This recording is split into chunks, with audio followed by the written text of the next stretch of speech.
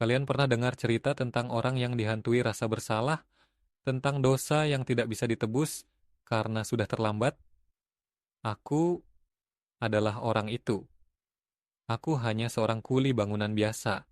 Aku cuma ingin sedikit kesenangan. Tapi sekarang, aku bahkan tak bisa tidur tanpa mendengar suara itu. Suara yang memanggilku dari dalam tanah, dari balik tubuh yang telah aku hianati. Awalnya, aku pikir ini cuma obrolan biasa. Aku sudah punya istri di rumah, anak-anak yang menungguku pulang. Tapi Lilis berbeda. Senyumnya, caranya bicara, aku merasa muda lagi, merasa diinginkan. Itu hanya minuman dingin di siang panas, hanya obrolan kecil kan? Tapi aku tahu mata kami berbicara lebih dari itu. Seminggu, 2 minggu, aku semakin sering ke rumah itu. Aku tahu ini salah. Aku tahu kalau istriku tahu, dia akan hancur. Tapi aku tidak bisa berhenti. Setiap kali aku pergi dari sana, ada sesuatu yang mengganjal di dadaku. Bukan rasa bersalah, tapi ketakutan. Seolah ada yang mengawasi kami. Seolah ada yang tahu. Istriku tahu, aku yakin dia tahu, tapi dia diam, itu yang lebih menakutkan. Lalu aku mulai bermimpi buruk. Aku melihat Lilis, tapi matanya kosong, bibirnya bergerak berbisik sesuatu yang tidak bisa kupahami. Aku bangun dan ada jejak kaki di lantai, basah, seperti baru keluar dari kubangan lumpur. Aku sakit, badanku panas dingin. Aku tak bisa bekerja dengan baik. Dan yang lebih buruk, aku mulai mendengar suara itu di mana-mana. Lilis, dia memanggilku. Tapi saat aku menoleh, dia tidak ada. Aku bahkan tidak tahu apakah dia masih hidup. Jam 2 malam, aku terbangun karena suara itu. Ketukan di pintu, aku tahu aku tak boleh membukanya. Aku tahu aku tak boleh menjawab. Tapi suaranya begitu akrab. Lilis. Atau sesuatu yang menyerupainya. Aku tahu aku seharusnya tidak membuka pintu ini, tapi ada sesuatu dalam suara itu, sesuatu yang membuatku tak bisa menahan diri. Aku ingin percaya ini hanya Lilis, aku ingin percaya dia baik-baik saja. Tapi, kalau memang dia, kenapa suaranya begitu? Aneh. Aku melihatnya. Aku yakin aku melihatnya. Sesuatu ada di dalam rumahku sekarang, aku tak bisa berpikir jernih. Keringat dingin mengucur di leherku. Istriku, dia masih tidur, atau setidaknya aku berharap dia masih tidur. Istriku, dia tidak merespons, tapi bibirnya bergerak, mengucapkan sesuatu yang tidak aku mengerti, seperti mantra atau doa. Aku tidak tahu. Aku mengguncangnya, mencoba menyadarkannya, tapi dia tetap diam. Sampai tiba-tiba, aku tidak mau mendengarnya lagi, aku tidak mau. Tapi suara itu terus memanggil, lebih jelas, lebih dekat. Aku tahu ini bukan Lilis, bukan dia yang aku kenal. Tapi, kalau bukan dia, lalu siapa? Aku tidak bisa melihatnya, tapi aku tahu dia ada di sana. Suaranya tidak seperti sebelumnya. Ada sesuatu yang berubah, lebih serak, lebih berat, tapi yang membuat bulu kuduku berdiri adalah cara dia memanggil namaku. Seolah-olah dia tersenyum. Tuhan, sejak kapan dia masuk? Aku tidak mendengar pintu terbuka. Aku tidak mendengar apa-apa. Tapi jejak itu ada di sini, menuju ke kamar, menuju ke istriku. Aku ingin membangunkannya. Aku ingin bertanya apakah dia baik-baik saja. Tapi sesuatu dalam diriku menjerit, melarangku mendekat. Istriku tidak seperti biasanya. Ada yang salah, aku bisa merasakannya. Aku harus sadar, ini semua hanya perasaan bersalah, ini hanya lelah, aku hanya aku hanya harus istirahat, tapi saat aku menatap cermin, aku melihatnya. Aku tidak bisa tidur, aku tidak bisa bergerak. Aku hanya bisa duduk di sini, menunggu.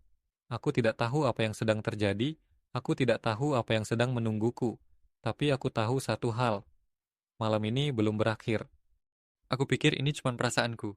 Mungkin aku terlalu lelah, tapi lantai di bawahku, aku merasakannya bergerak. Seperti ada sesuatu di bawah sana, seperti ada yang menggali dari dalam tanah.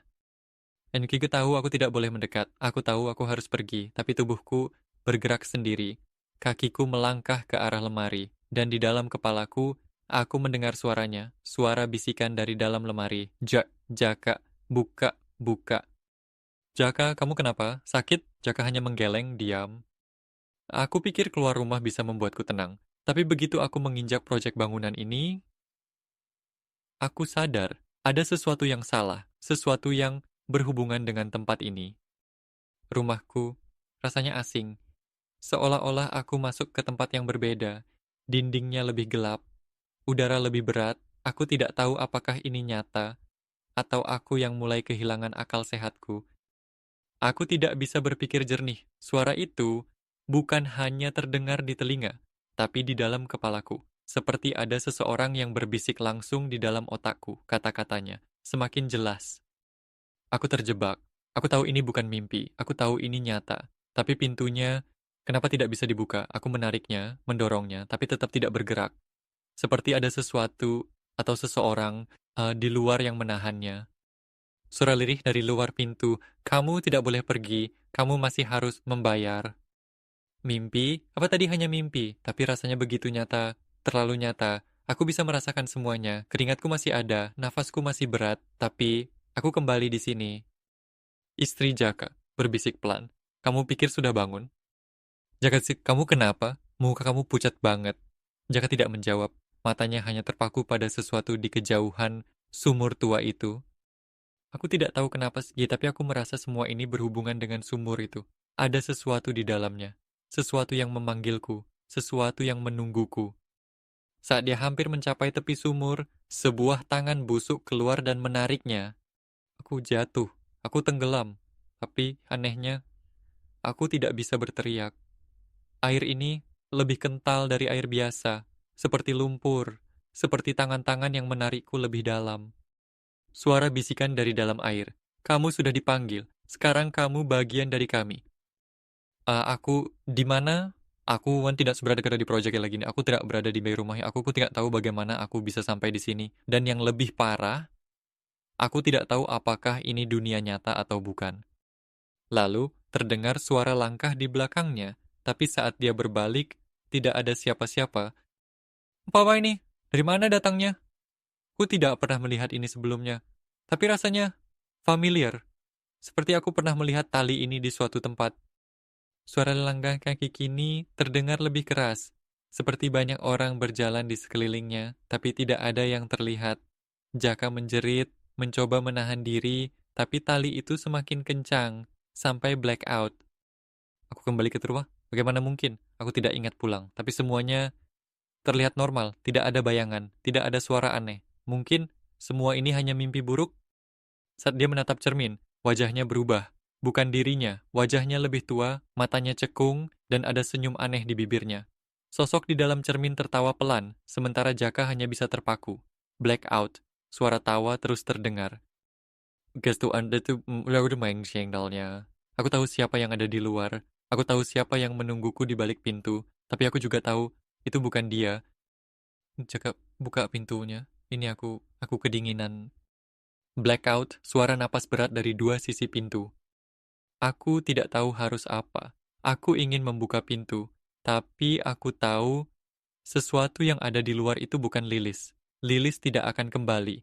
Aku yang membuatnya pergi. Aku yang membuatnya menghilang. Tiba-tiba, pintu terbuka sendiri dengan suara krek pelan. Ini aku harus bangun. Aku harus keluar dari mimpi ini. Tapi ini bukan mimpi kan? Aku bisa mencubit tanganku. Aku bisa merasakan dinginnya lantai. Lalu, kenapa aku merasa seperti masih terjebak? Sosok itu mulai bergerak pelan, merayap turun ke arah Jaka. Telepon? Siapa nih yang menelepon sepagi ini? Aku ragu, tapi tanganku bergerak sendiri. Aku mengangkatnya menempelkannya ke telinga. Suara dari telepon, pelan, berbisik. Jaka, kamu belum selesai, kembali ke sumur. Jaka, kamu jangan dekat-dekat sumur itu, ada yang gak beres sejak kemarin. Tiba-tiba suara gemuruh datang dari dalam sumur, seperti ada sesuatu yang bergerak di dalamnya, sesuatu yang ingin keluar. Aku nada ingin melihat ini. Aku ingin berbalik dan lari, tapi aku tidak bisa. Kakiku bergerak sendiri mengikuti jejak-jejak ini. Jaka menelan ludah. Dengan tangan gemetar, dia mendorong pintu lebih lebar dan melihat sesuatu yang membuatnya terdiam. Sial, sesuatu mencengkeram kakiku. Aku ingin berteriak, tapi suara itu Suara bisikan dari bawah ranjang itu bukan suara manusia. Suara di bawah ranjang berbisik serak. Jaka, turunlah bersamaku. Di sini lebih tenang. Lilis, pelan, datar. Kamu kenapa, Mas? Kok lari-lari? Monolog, ini bukan Lilis, aku tahu itu. Tapi kenapa suaranya sama? Kenapa ekspresinya seperti dulu saat kami masih hidup bahagia? Dapur ini kenapa terlihat lebih kecil? Tidak, ini bukan dapur rumahku, ini dapur rumah Lilis dulu, sebelum aku menikahinya. Lilis berbisik, kamu sudah lupa, ini rumah kita, Mas. Kita tidak pernah pindah. Aku di mana? Ini kamar kos lamaku? Tidak mungkin. Aku sudah meninggalkan tempat ini bertahun-tahun lalu. Tapi semuanya masih sama. Bahkan rokok di asbak itu masih menyala. Ada seseorang di belakangku, aku bisa merasakannya. Aku bisa mendengar napasnya, tapi aku tidak berani berbalik. Suara pelan berbisik di telinga Jaka. Aku masih di sini. Aku tidak tahu sudah berapa lama aku di sini. Aku tidak tahu ini rumahku atau bukan. Setiap kali aku berpikir aku sudah kembali, sesuatu berubah. Aku melihat pintu yang seharusnya tidak ada. Aku melihat bayangan bergerak di sudut mataku. Aku melihat cermin yang tidak memantulkan diriku, tapi seseorang yang lain. Aku tidak bisa kabur. Aku sudah mencoba membuka pintu depan, tapi di baliknya bukan halaman rumahku. Yang ada hanya lorong panjang, gelap, berkelok-kelok seperti tidak berujung. Aku pernah melangkah ke dalamnya, tapi semakin jauh aku berjalan, semakin aku merasa aku sedang kembali ke tempat yang sama. Aku kembali ke ruang tamu ini dengan perasaan yang lebih berat, lebih sesak, seperti ada sesuatu yang ikut denganku. Ini jebakan. Aku tahu ini jebakan. Tapi kenapa? Kenapa rasanya aku harus masuk? Seperti ada sesuatu yang harus aku lihat di dalam. Seperti ada sesuatu yang menungguku. Atau seperti ada seseorang yang sudah terlalu lama menunggu di sana. Aku melangkah masuk, cahaya bulan dari jendela menyorot ke ranjang. Seprei kusut, seperti ada seseorang yang baru saja tidur di sana. Tapi aku tinggal sendiri, sejak kapan ada dua bantal di ranjangku? Aku tidak mau membuka lemari itu. Aku tidak mau melihat apa yang ada di dalamnya, tapi aku tahu, kalau aku tidak membukanya sekarang, sesuatu yang ada di dalam akan keluar sendiri.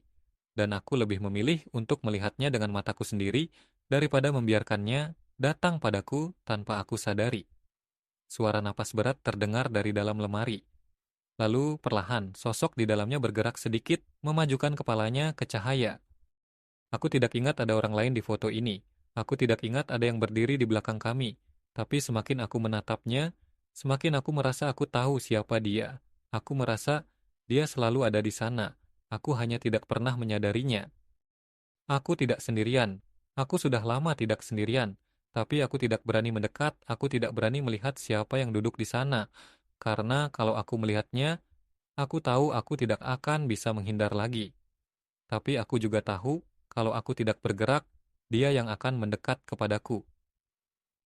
Jaka berhenti beberapa langkah di belakangnya. Ruangan hening terlalu hening. Lalu sosok itu mulai mengangkat kepalanya, tapi sebelum wajahnya terlihat, layar blackout.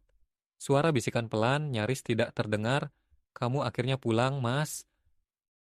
Aku bisa merasakan napasnya, pelan, tapi ada. Sesekali dia bergerak, tubuhnya sedikit bergoyang seperti tertiup angin. Meski tidak ada angin di dalam rumah ini, aku tahu aku harus mundur, aku tahu aku harus lari, tapi tubuhku tidak bisa bergerak. Seolah ada kekuatan yang menahanku di tempat. Atau mungkin, aku yang tidak ingin pergi.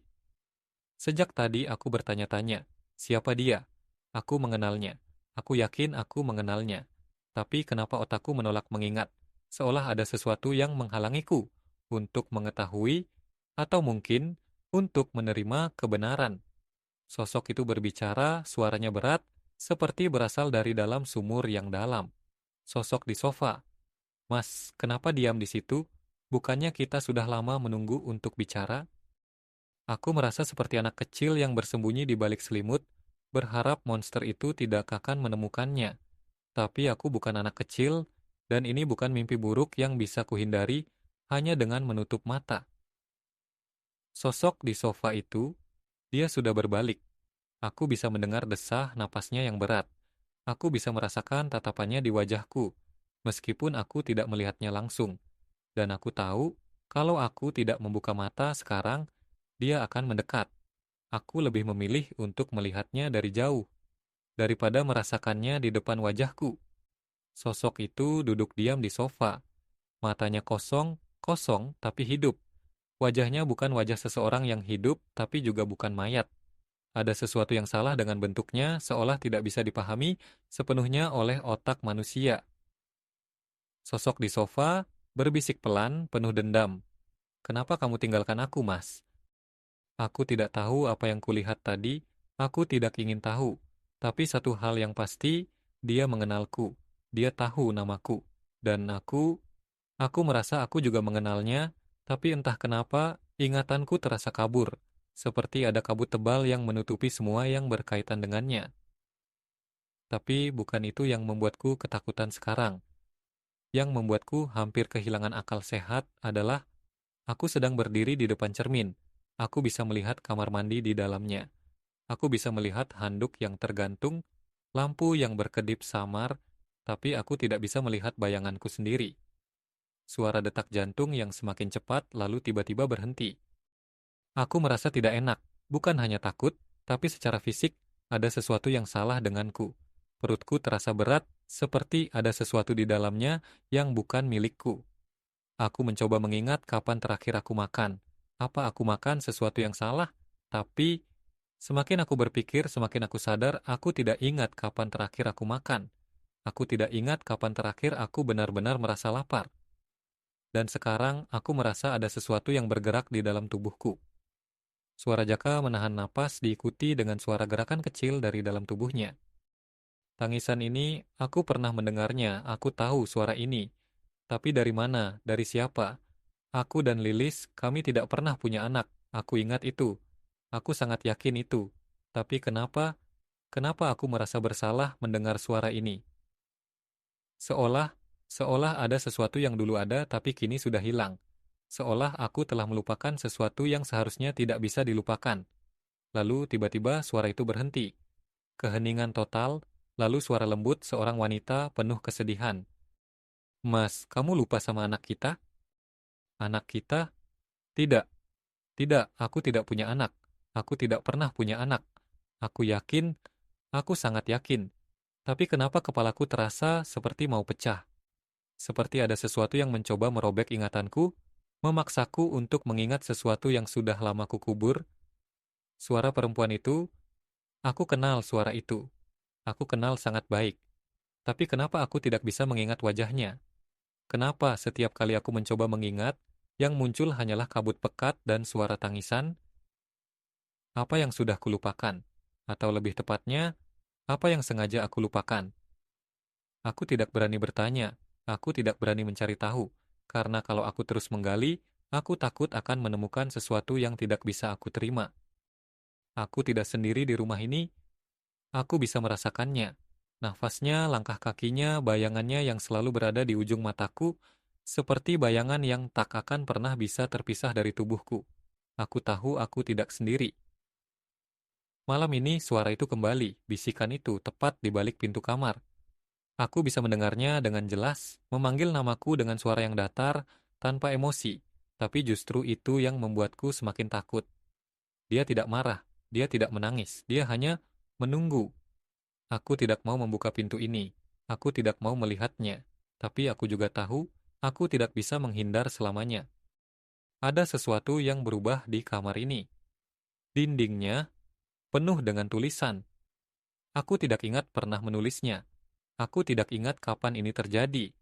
Tapi setiap inci dinding penuh dengan nama yang sama, ditulis dengan goresan kasar dan tidak beraturan. Lilis. Nama itu, aku membaca nama itu ratusan kali di sekelilingku, tapi rasanya seperti pertama kali aku melihatnya. Aku harusnya mengenal nama itu. Aku harusnya mengingatnya dengan jelas. Tapi kenapa rasanya asing? Kenapa rasanya seperti nama seseorang yang telah lama mati? Tidak, tidak, ini pasti hanya permainan pikiranku. Mungkin aku terlalu lelah, mungkin aku hanya kurang tidur.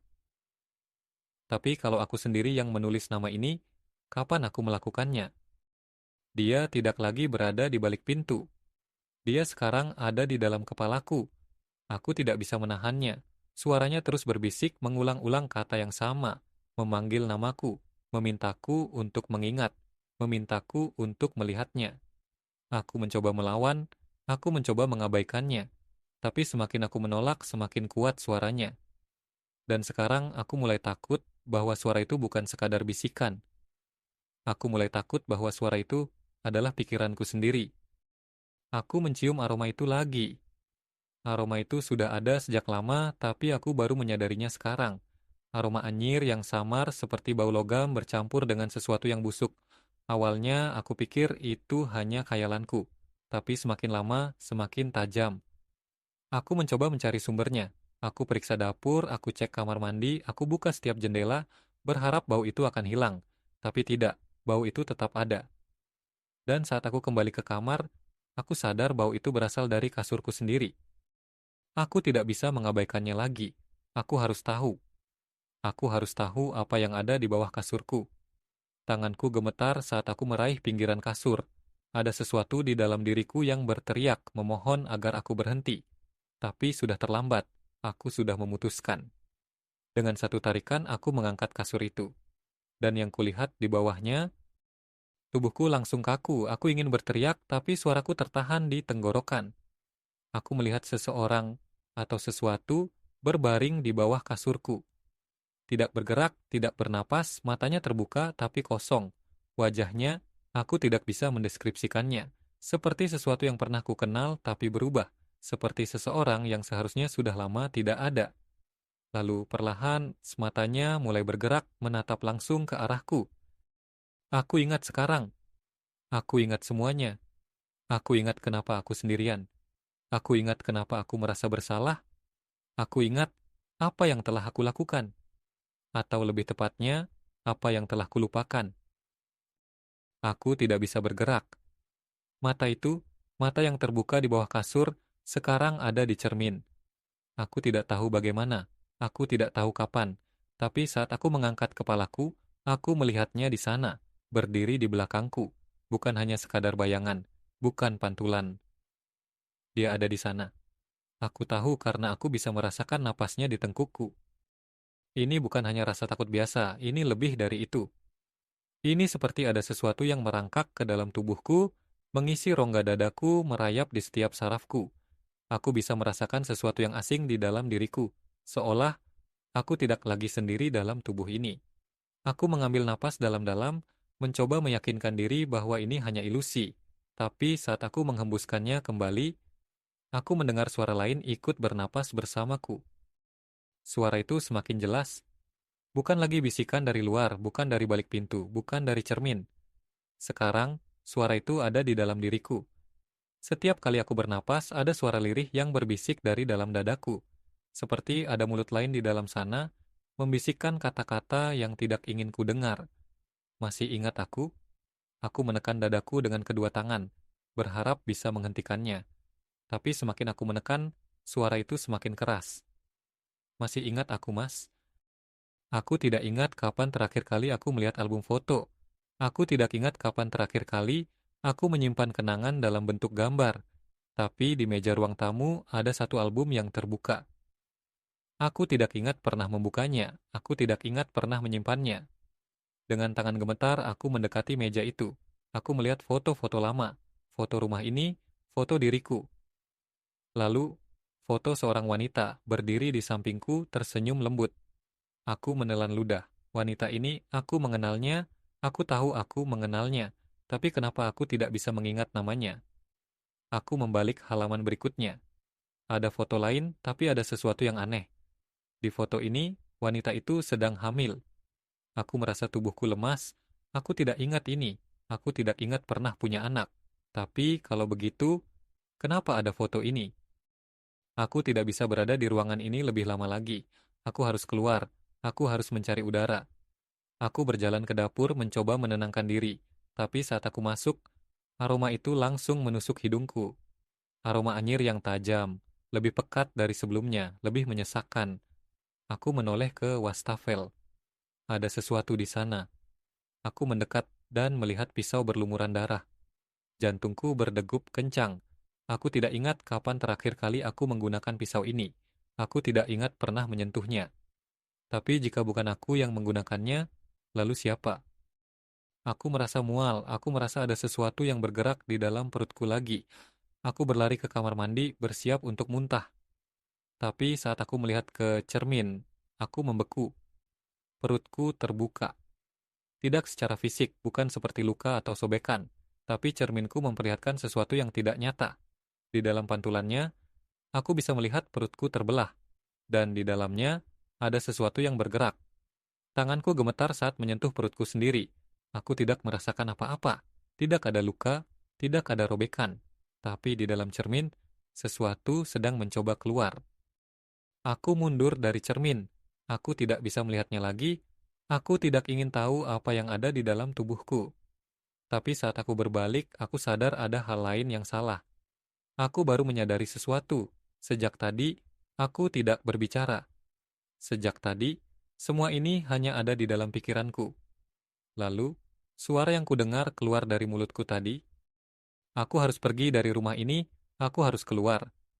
Aku berjalan menuju pintu depan, tapi saat aku melihat ke lantai, aku berhenti. Bayanganku bergerak, tidak mengikuti gerakanku, tidak meniru langkahku, tapi bergerak sendiri. Bayanganku berbalik menghadapku. Lalu perlahan mulai tersenyum. Aku tidak bisa bernapas, aku tidak bisa berpikir. Aku hanya ingin pergi dari sini. Tapi sebelum aku bisa membuka pintu, aku mendengar suara lain. Dari atas, dari loteng. Langkah kaki. Seseorang sedang berjalan di atas sana. Tapi rumah ini hanya punya satu lantai. Aku tahu aku tidak bisa menghindarinya lagi. Aku harus naik. Aku harus melihat apa yang ada di atas sana. Aku membuka pintu loteng. Tangga kayu tua berderit saat aku melangkah naik. Setiap langkah semakin berat. Kepalaku terasa semakin pusing. Aku merasa seolah akan jatuh. Dan saat aku sampai di atas, aku melihatnya. Sebuah kursi kayu tua di tengah ruangan. Seutas tali tergantung di langit-langit. Dan di bawahnya, sebuah foto. Aku mengambilnya dengan tangan gemetar. Aku melihat wajah dalam foto itu. Dan tiba-tiba semua kembali padaku. Aku ingat sekarang. Aku ingat semuanya. Aku ingat semuanya. Tapi aku berharap aku tidak pernah mengingatnya. Aku berdiri di loteng, menatap foto yang gemetar di tanganku. Wajah dalam foto itu, wajah seseorang yang seharusnya masih ada. Wajah seseorang yang pernah aku cintai. Wajah seseorang yang telah aku bunuh. Lilis, istriku. Perempuan yang telah kuberi janji setia, tapi aku khianati dengan nafsu. Malam itu aku pulang dalam keadaan mabuk. Aku tidak ingat apa yang kukatakan. Aku tidak ingat apa yang kulakukan. Yang ku tahu saat kesadaranku kembali, Lilis sudah tergeletak di lantai dapur dengan pisau menancap di perutnya. Dan di dekatnya, seorang bayi kecil yang menangis berlumuran darah. Anak kami, anak yang bahkan tak sempat kuberi nama. Aku panik, aku ketakutan. Aku menghapus semua jejak, aku mengubur mereka di bawah lantai rumah ini. Aku mencoba melupakan. Aku mencoba hidup seperti biasa. Tapi kau tahu apa yang lebih mengerikan daripada dihantui oleh arwah? Dihantui oleh rasa bersalah. Rasa bersalah itulah yang perlahan membunuhku, merusak ingatanku, menghancurkan kewarasanku, membuatku terus terjebak dalam lingkaran yang tak pernah putus. Aku berpikir mungkin aku bisa lari, mungkin aku bisa menghapus semua ini. Tapi pada akhirnya, aku selalu kembali ke rumah ini, selalu kembali ke tempat di mana aku kehilangan segalanya. Karena rumah ini bukan hanya terbuat dari kayu dan batu bata. Rumah ini dibangun dari ingatan, dan ingatan tidak pernah benar-benar bisa mati.